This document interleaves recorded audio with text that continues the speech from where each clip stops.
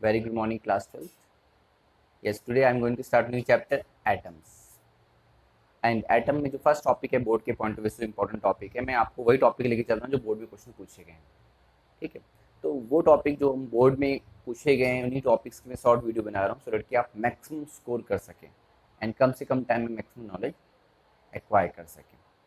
तो क्लास जो हमारा फर्स्ट टॉपिक है जो कि आपने ऑलरेडी स्टडी किया हुआ है क्लास 9th के साइंस में, yes, alpha particle scattering experiment या रदरफोर्ड एक्सपेरिमेंट. यहाँ पे इसको गीगर मार्सन एक्सपेरिमेंट भी कहा जाएगा.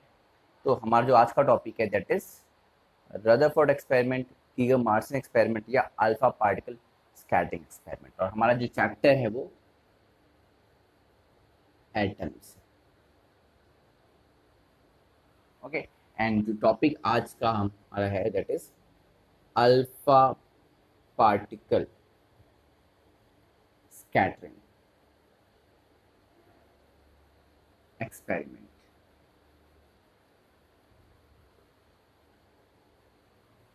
और रदरफोर्ड एक्सपेरिमेंट या गीगर मार्सन एक्सपेरिमेंट. जो गीगर एंड मार्सन है वो इनके रिसर्च स्कॉलर थे जिन्होंने experiment under the guidance of Rutherford perform किया था.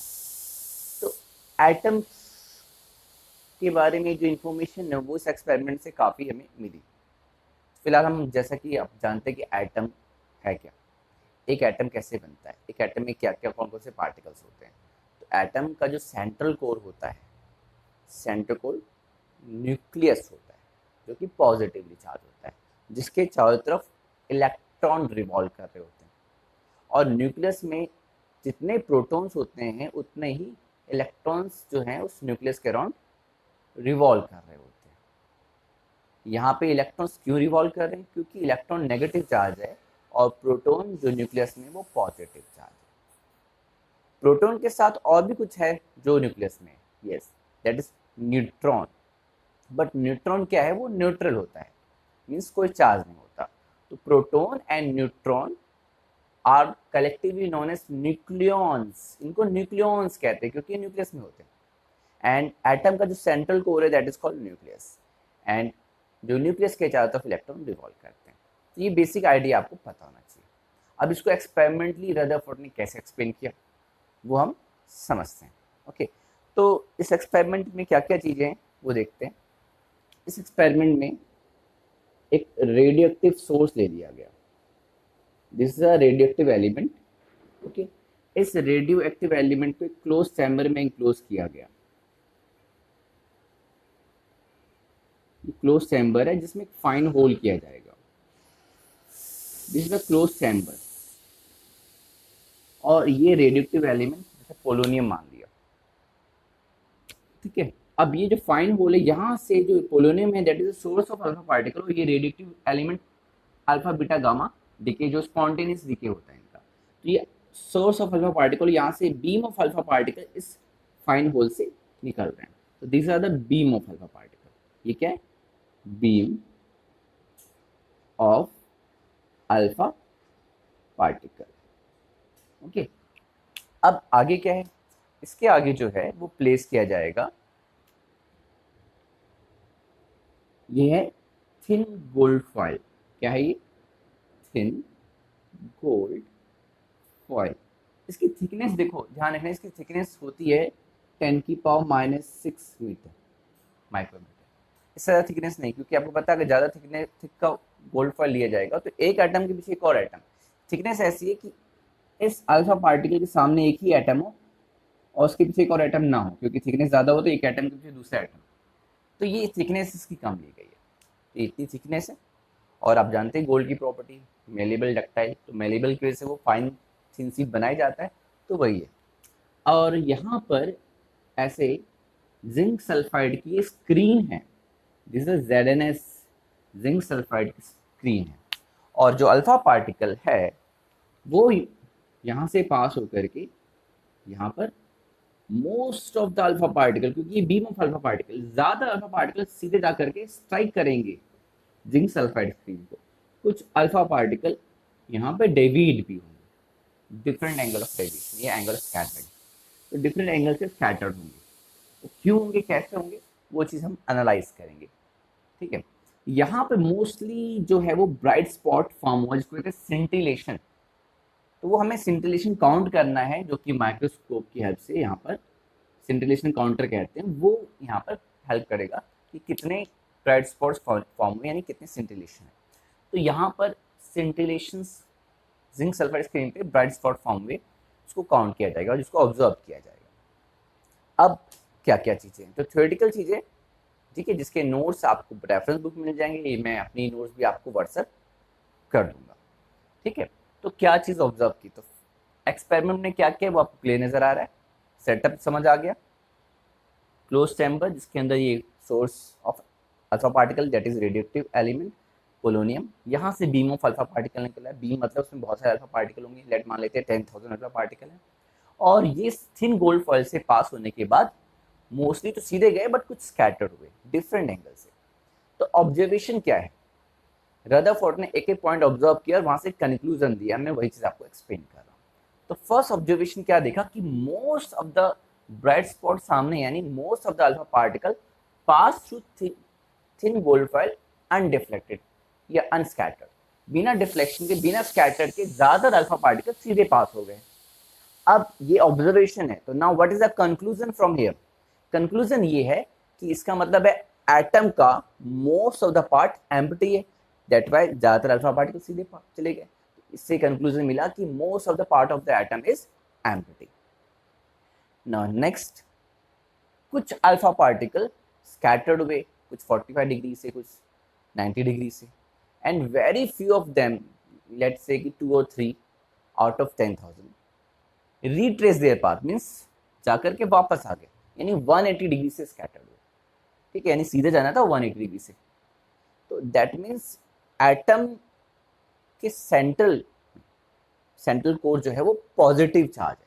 कैसे, क्योंकि अल्फा पार्टिकल खुद पॉजिटिव चार्ज होता है, तो अल्फा पार्टिकल जो पॉजिटिव चार्ज होता है उसको डिफ्लेक्ट कौन कर सकता है, उसको डिफ्लेक्ट पॉजिटिव चार्ज कर रहा है सेंट्रल कोर जो है कि पॉजिटिव चार्ज। तो उस सेंट्रल कोर जो कि पॉजिटिव चार्ज है, जिसको हम न्यूक्लियस कहेंगे, उसके वजह से स्कैटर हुआ।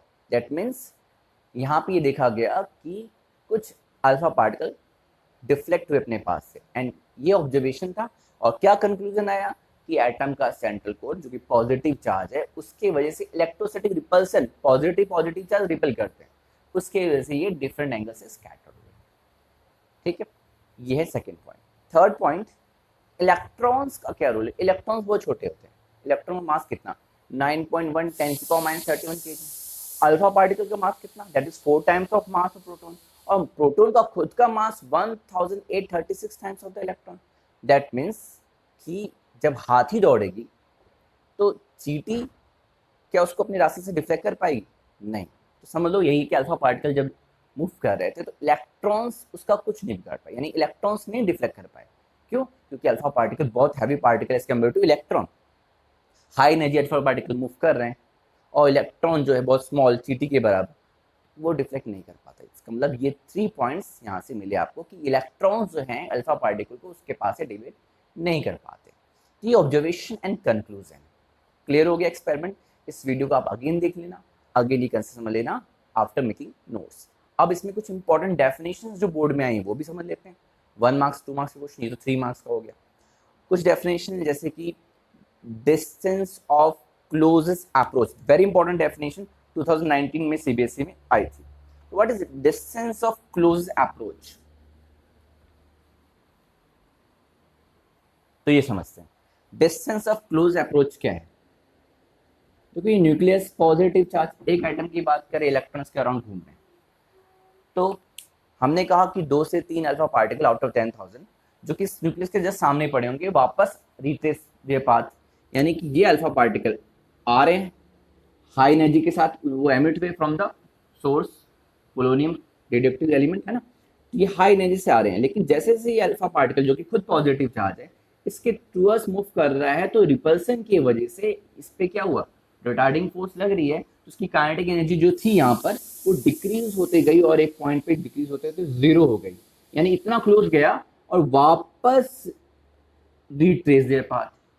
तो ये बहुत क्लोज गया और ये वापस में रिट्रेस किया उसने पाथ, तो इस डिस्टेंस को R0 कहते हैं, and this is the distance of closest approach. का मतलब आप समझ रहे हो, क्योंकि अल्फा पार्टिकल इसके टूवर्ड्स मूव कर रहा है, यानी अप्रोच कर रहा है टूवर्ड्स द न्यूक्लियस। तो ये इतनी क्लोज गया, यानी डिस्टेंस ऑफ क्लोज अप्रोच, ये आर नोट है, ठीक है। So what is distance of close approach? It is the distance of a point from the nucleus where kinetic energy of the alpha particle becomes zero and the alpha particle retrace their own path, वापस अपने path को retrace किया। अब इसका formula भी है। Formula क्या? तो देखो, वर्क डन का जो फॉर्मूला होता है वो क्यू वी होता है। क्यू वी, क्यू वो चार्ज है जो मूव कर रहा है, ठीक है, और वर्क डन क्यू जो वो चार्ज है जो मूव कर रहा है। तो चार्ज क्या है इसका अल्फा पार्टिकल का? 2 times of E, and this work done equal to kinetic energy, E के लिख दे रहे हैं। एंड वी का जो फॉर्मूला होता है इस पोटेंशियल, इस पॉइंट पे, इस न्यूक्लियस के बेस, न्यूक्लियस का चार्ज क्या? जेड ई, जेड एटॉमिक नंबर, और ई चार्ज ऑफ प्रोटॉन। कितने न्यूक्लियस में प्रोटॉन है ना, जेड ई के अकॉर्डिंग चार्ज आ गया। तो पोटेंशियल क्या होगा? 2e वी की value, charge Z E upon 4 pi S naught, distance R naught, and it is equal to kinetic energy. Okay, तो ये पोटेंशियल का फॉर्मूला, ये अल्फा पार्टिकल का चार्ज, और जब इसको कंबाइन किया यहाँ से हमें आर नॉट मिल जाएगा। तो आर नॉट क्या मिलेगा आपको? देखो यहाँ पे मिलेगा 2ze square upon 4 pi apps not kinetic energy E के। क्लियर? तो ये डिस्टेंस ऑफ क्लोज अप्रोच है। ये डेफिनेशन भी आई है, इस फॉर्मूले भी क्वेश्चन है कि अगर काइनेटिक एनर्जी डबल कर दें, अगर ये काइनेटिक एनर्जी डबल हो जाए तो डिस्टेंस क्लोज अप्रोच क्या होगा? हाफ हो जाएगा। इफ ई के इज डबल देन ज्यादा क्लोज जा सकता है अल्फा पार्टिकल, एंड यानी कि distance of close approach become half this फॉर्मूले से। ये क्वेश्चन बोर्ड का है 2019 का ना। एक और डेफिनेशन है जो कि सिर्फ डेफिनेशन आई है, एंड वो डेफिनेशन क्या है? Impact parameter. तो इम्पैक्ट पैरामीटर, बट ये ज्यादा डेफिनेशन पूछी गई है। इम्पैक्ट पैरामीटर आपको 10 ईयर में एक बार मिल जाएगी। What is impact parameter?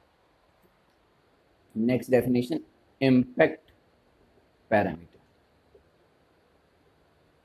Okay, तो जैसा कि हम जानते हैं कि न्यूक्लियस पॉजिटिव चार्ज है, okay, this is positive charge nucleus, and ये एक लाइन ड्रॉ कर रहा हूं मैं,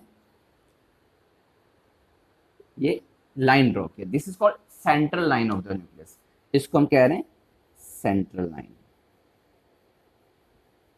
ऑफ न्यूक्लियस। तो ये जो central line of the nucleus है, ठीक, अब मैं अल्फा पार्टिकल, बहुत सारे अल्फा पार्टिकल ले सकता हूँ। तो ये एक अल्फा पार्टिकल, एक ये जनरल केस ले रहा हूँ, बहुत सारे अल्फा पार्टिकल इधर से मूव कर रहे हैं और यहाँ इलेक्ट्रॉन्स है। इलेक्ट्रॉन्स कुछ नहीं बिगाड़ सकते, बस ये पॉजिटिव का जो न्यूक्लियस है जेड ई है चार्ज इसका, और अल्फा पार्टिकल का 2e, तो वो डिफ्लेक्ट कर रहे हैं अल्फा पार्टिकल को। तो एक जनरल केस लेकर ये अल्फा पार्टिकल ले रहे हैं, तो ये क्या होगा कि अल्फा पार्टिकल सीधे जाना चाहिए, बट सीधे ना जाकर के रिपल्सिव फोर्स की वजह से ये ऐसे चला जाएगा, यानी एक्चुअल में इसको जाना ऐसे था इस अल्फा पार्टिकल को। तो इस अल्फा पार्टिकल को एक्चुअल में सीधा जाना था, लेकिन इस इलेक्ट्रोस्टैटिक रिपल्सिव वजह से अपने पास से डिफ्लेक्ट हो गया, और ये आपका एंगल ऑफ स्कैटरिंग या एंगल ऑफ डिफ्लेक्शन। तो ये जो डिस्टेंस है इस अल्फा पार्टिकल का, जो वेलोसिटी वेक्टर कहेंगे, ये वेलोसिटी है ना, ये इस डायरेक्शन मूव कर रहा था, यानी वेलोसिटी, और central line of the nucleus के बीच में जो डिस्टेंस है उसको b से डिनोट करेंगे, and this is called impact parameter. Clear? तो what is impact parameter? It is the perpendicular distance between the velocity vector of the alpha particle and the central line of the nucleus. Okay, अब यही अगर alpha particle या दूर होता तो ये सीधे चला जाता, तो सीधे चला जाता, वो साइज ऑफ एटम देता, और यही अल्फा पार्टिकल के सामने इधर पड़ता तो थीटा आपका क्या होता? 180 डिग्री वापस रिट्रेस करता, यानी थीटा 0 होता तो साइज ऑफ एटम मेजर करता इम्पैक्ट पैरामीटर, और अगर थीटा 180 होता तो यही impact parameter size of nucleus measure करता। तो हमें डेफिनेशन ध्यान रखनी है कि व्हाट इज इम्पैक्ट पैरामीटर। तो ये कंसेप्ट है आपका रदरफोर्ड एक्सपेरिमेंट का। नेक्स्ट वीडियो होगी आपकी Bohr's postulates and Bohr's theory, बहुत इंपॉर्टेंट है, और उससे पहले क्या, रदरफोर्ड का लिमिटेशन एंड ड्रॉबैक। तो अभी डिस्कस कर लेते हैं लिमिटेशन क्या है, रदरफोर्ड की क्या लिमिटेशन थी इस एक्सपेरिमेंट की, और बोर्स ने क्या क्या चीज़ें बताई। तो बोर्स ने जो चीज़ें बताई वो हम नेक्स्ट वीडियो में स्टडी करेंगे। यहाँ पे लिमिटेशन भी समझ लेते हैं कि क्या लिमिटेशन है। यहाँ पे रदरफोर्ड ने क्या बताया कि जो न्यूक्लियस के चारों तरफ जो इलेक्ट्रॉन रिवॉल्व करता है, वो एक ऑर्बिट में रिवॉल्व करता है तो एनर्जी रेडिएट करता है। अगर वो एनर्जी रेडिएट करेगा तो धीरे धीरे उस ऑर्बिट का रेडिएट डिक्रीज होता हो जाएगा, और फाइनली वो न्यूक्लियस में जाकर के स्टिक करेगा इलेक्ट्रॉन। इससे क्या होगा? ये तो फिर एटम स्टेबल नहीं है, तो यानी स्टेबिलिटी ऑफ एटम पे ये क्वेश्चन मार्क हो गया, ठीक है। तो ये स्टेबिलिटी ऑफ एटम को एक्सप्लेन नहीं कर पाए, जबकि यही चीज़ जो है बोस ने बताया था कि एक ऑर्बिट में जब इलेक्ट्रॉन घूमता है उसकी एक परमिसिबल ऑर्बिट होती है, तब वो एनर्जी रेडिएट नहीं करता है, जबकि रदरफोर्ड बोल रहे हैं कि एनर्जी रेडिएट करता है। और अगर एनर्जी रेडिएट करेगा तो ऑर्बिट का रेडियस कम होता जाएगा और फाइनली वो इलेक्ट्रॉन न्यूक्लियस में जाकर के एंड स्टिक कर जाएगा। दूसरी चीज़ क्या नहीं बताई इसने, रदरफोर्ड ने, यहाँ पे लाइमर बार्मन पास्कल से जो हाइड्रोजन लाइन स्पेक्ट्रम है उसके बारे में कोई इन्फॉर्मेशन नहीं दी, जो कि बोस ने एक्सप्लेन किया और बहुत इंपॉर्टेंट टॉपिक है वहाँ पे। लाइमर बार्मन पास्कल ये सब जो सीरीज है, हाइड्रोजन लाइन स्पेक्ट्रम है, एमिजन स्पेक्ट्रम, एग्जॉस्ट स्पेक्ट्रम के बारे में रदरफोर्ड ने नहीं एक्सप्लेन किया। तो these are the limitations of Rutherford. Okay class, तो ये है आपका रदरफोर्ड का concept. Next video Bohr's postulation theory, वहाँ पे डेरिवेशंस भी हैं जो बोर्ड में पूछी गई हैं। तो इस वीडियो को आप रिवाइज कर लेना है, नोट्स प्रिपेयर कर लेना, एंड अगेन नोट्स प्रिपेयर करने के बाद इस वीडियो को फिर से देखना, डेफिनेटली आपको पूरा कंसेप्ट क्लियर हो जाएगा। Okay, thank you class.